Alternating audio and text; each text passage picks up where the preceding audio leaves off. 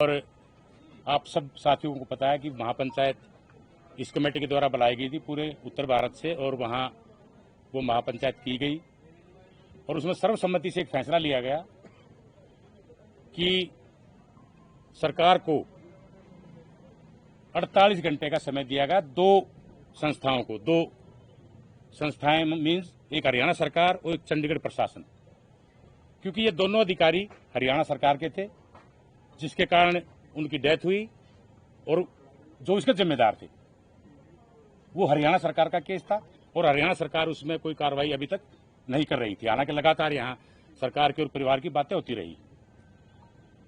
दूसरा केस क्या है कि चंडीगढ़ प्रशासन में एफआईआर दर्ज है। तो चंडीगढ़ प्रशासन में एफआईआर दर्ज है, कार्रवाई पुलिस की किसने करनी है? चंडीगढ़ प्रशासन ने। तो वहां 48 घंटे का अल्टीमेटम दिया गया था कि 48 घंटे में कोई कार्रवाई नहीं हुई तो ये कमेटी एक मीटिंग करके सर्वसम्मति से जो निर्णय लेगी वो निर्णय आपको और आपके माध्यम से पूरे स्टेट को और पूरे देश को बता दिया जाएगा।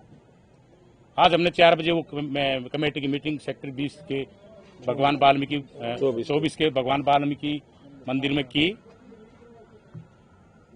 और सर्वसम्मति से यह निर्णय लिया कि हरियाणा, हमारी 2 डिमांड थी हरियाणा सरकार से भी, 2 अधिकारी उसमें जिम्मेदार हैं, एसपी रोहतक और डीजीपी हरियाणा शत्रुजीत कपूर जी।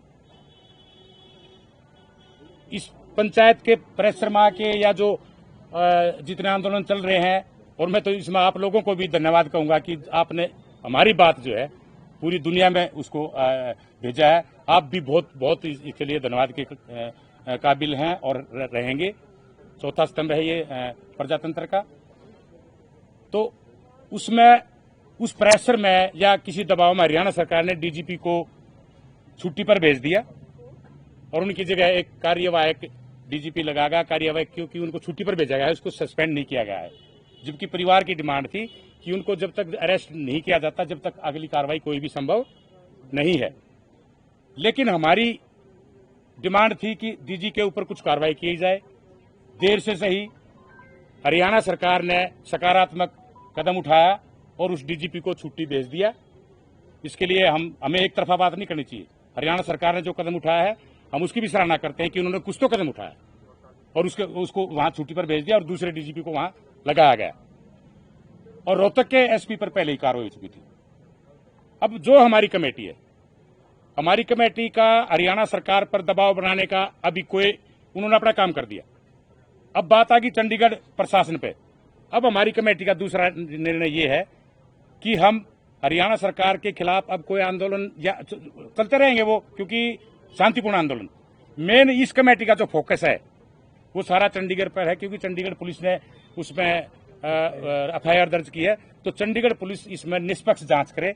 ये कमेटी कल 3 बजे के बाद माउंट व्यू होटल के पास खाली जगह है, शिवालिक व्यू के पास जगह है, वहां से सेक्टर 17 में वहां इकट्ठे होके और गवर्नर साहब को, प्रशासक को एक शांतिपूर्ण तरीके से, हम ये पहले भी कहते आए हैं, हमारा पूरे देश में आंदोलन, हम बिल्कुल जो भी काम करेंगे शांतिपूर्ण तरीके से करेंगे। हमारा कोई भी आंदोलन, हिंसक आंदोलन अब तक नहीं होगा और ना हुआ है। 17 सेक्टर से हम वो प्रोसेसन लेके और गवर्नर साहब को मेमोरेंडम देके आएंगे कि उसमें जो है उचित कार्रवाई करें। ये आज हमने फैसला लिया है इसका अपनी कमेटी का चंडीगढ़ पर। हमने इस बात के लिए जांच के लिए पूरे हरियाणा से और पूरे देश से मैं अपील करना चाहूंगा कि अपने आंदोलन और अपनी डिमांड और न्याय के खिलाफ शांतिपूर्ण तरीके से अपने धरने जारी रखें। पंजाब प्रशासक, पंजाब राजभवन, हरियाणा, मैंने पहले कह दिया, हरियाणा अपनी कार्रवाई कर दी। वो कहते हैं हमने डीजीपी को हटा दिया। अब चंडीगढ़ पुलिस जाने, चंडीगढ़ प्रशासन जाने। तो इसके साथ सर आप बोल लेना कुछ। पूरी मेरे दूसरी जो मेरी अपील है, पूरे हिंदुस्तान में जो संस्थाएं आपके सहयोग से और हमारे सहयोग से आंदोलन कर रही है, मैं उनसे अपील करना चाहूंगा कि जब तक न्याय ना मिले शांतिपूर्ण तरीके से ब्लॉक लेवल पे, डीसी लेवल पे अपना धरना प्रदर्शन जारी रखें। बहुत बहुत धन्यवाद। मेरे साथ लीगल हमारे एडवाइजर हैं इंदल जी और ये हमारे सीनियर साथी हैं। इसके बाद आपको ब्रीफ ये करेंगे। बहुत बहुत धन्यवाद। एक सवाल सर सवाल प्लीज। मैं देता हूँ, बोलो। नहीं, ये बताएंगे। बोलिए प्लीज। मेमोरेंडम हमारा तैयार है, पर मेमोरेंडम हम ना कल के प्रोसेस में सबमिट करने के बाद, मैं एडवोकेट ओपी इंदल, लीगल इस कमेटी का लीगल एडवाइजर, और मेरी इसमें मतलब कि अच्छे कानूनी तौर पे मैं सारा ये मामला देख रहा हूँ। तो हमारी जयनारायण जी ने ब्रीफ कर दिया। हमारी प्रशासन से लीगल डिमांड है कि जब एफआईआर में 306 लग गया या एट्रोसिटी एक्ट के तहत एफआईआर दर्ज होगी, तो उसमें एक प्रोविजन है कि आप उसको इन्वेस्टिगेशन से पहले भी गिरफ्तार कर सकते हैं। इसलिए हमारा कल का फोकस ये रहेगा कि चंडीगढ़ एडमिनिस्ट्रेशन कहिए या चंडीगढ़ पुलिस कहिए कि उनको अक्यूजों को बुलाए और इन्वेस्टिगेशन में शामिल करें उनको, और उनको प्रॉपरली अरेस्ट करें, क्योंकि वो अक्यूज कोई आम अक्यूज तो है नहीं है, वो बड़े इन्फ्लुएंशियल हैं, बड़े ओहदेदार हैं, पुलिस के हैं अफसर वो। क्योंकि हमें डर है कि वो जो इसमें तथ्य हैं उनका तोड़ मरोड़ कर सकते हैं, विटनेस को डरा सकते हैं और मैनिपुलेशन भी कर सकते हैं हर सर्कमस्टांसिस का।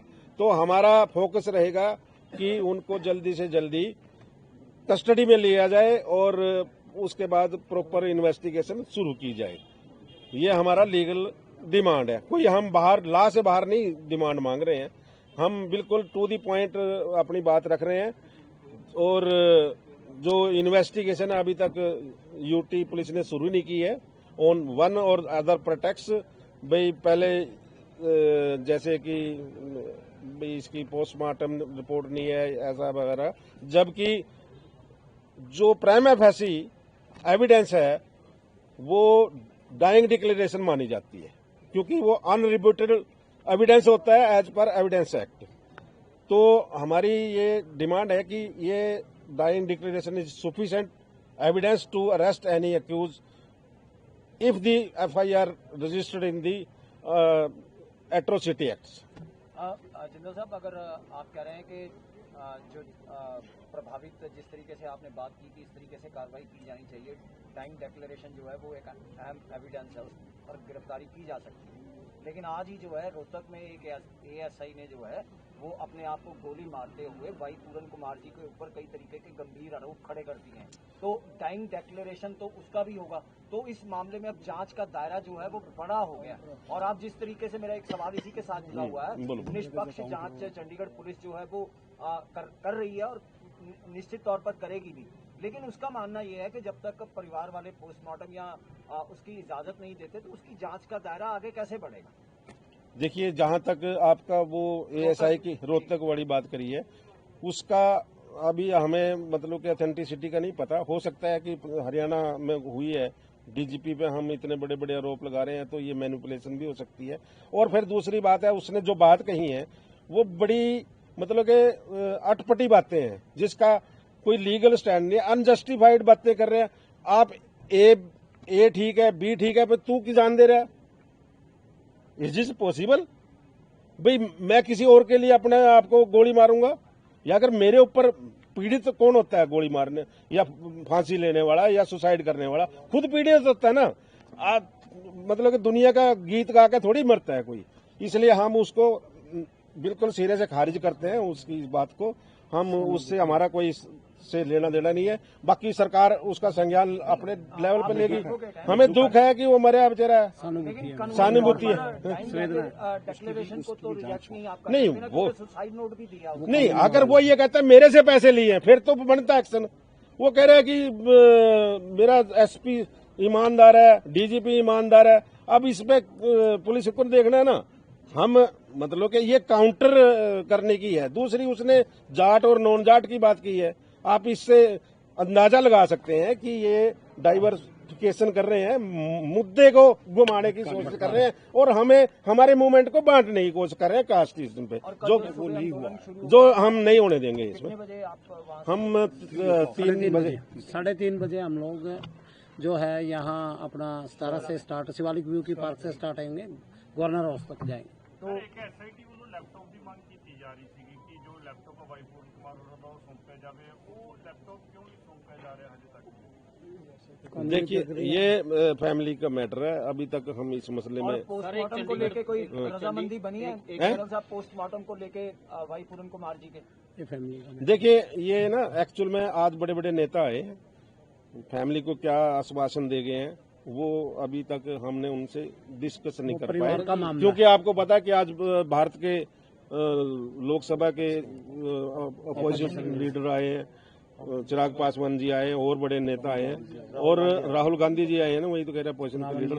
तो ये कुछ परिवार के अंदर बैठ के उन्होंने डिसाइड करना, हम हमारी कमेटी उनकी एड एंड एडवाइस के आधार पे काम कर रही है, हम उनको डिक्टेट नहीं करेंगे, वो हमें जो हमारे से जो सहायता लेगी हम उसके लिए ये कमेटी बनाई है, ना कि वाइसा वर्षा है कि हम उनको डिक्लेयर। हाँ जी बोलिए। चंडीगढ़ पुलिस ने लोकल कोर्ट में एप्लीकेशन लगाई है कि उन्हें परमिट किया जाए पोस्टमार्टम कराने के लिए, तो उनमें उसमें शायद नोटिस भी जारी होगा फैमिली को रिप्लाई फाइल करने के लिए। वो देख लेंगे सर, वो अभी तक नोटिस मिला नहीं है, लीगल है, वो देख लेंगे, क्योंकि we will. Thank you very much. Thank you. Okay, thank you, धन्यवाद। आप लोगों का बहुत बहुत धन्यवाद। चलो।